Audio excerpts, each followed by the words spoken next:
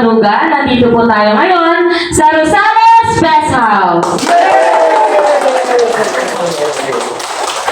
At ngayon, matutunghayan po natin ang isang nanay na magbabahagi ng kanyang karanasan sa paggamit ng mga Nuga Best products. Tara, kilalanin po natin siya.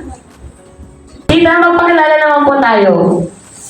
Ako si Florentina Soriano ng Villasis 64. Tita, paano niyo po nakilala ang Nuga Best? Pwede po ba ninyong magkwento?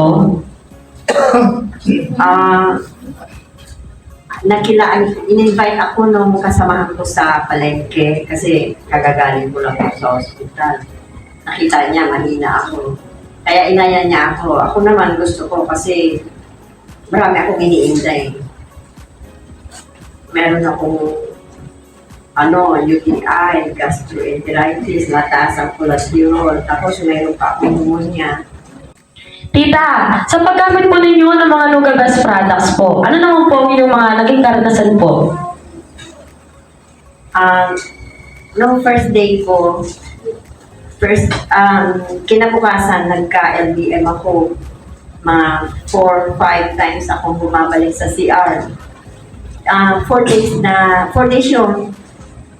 Tapos, nung mga 1 week, bumalik kami sa doktor. Normal yung cholesterol ko, pati yung sa UTI, at saka yung sodium ko na masyadong mababa. Sodium, calcium, at saka potassium na cause ng pag-aantok-antok ko. Ang sabi pa ni Doc na pwede akong ma-stroke, tsaka makumatose dahil sa mababang sodium at saka calcium. Tita, ano naman po ang masasabi po ninyo sa ating mga Kanuganyans na nakikinig po ngayon? Mga kanuga, magtyaga-tyaga tayo sa pagpila kahit na marami kasi nararamdaman naman natin ang kaginhawaan kaya tayo bumabalik dito.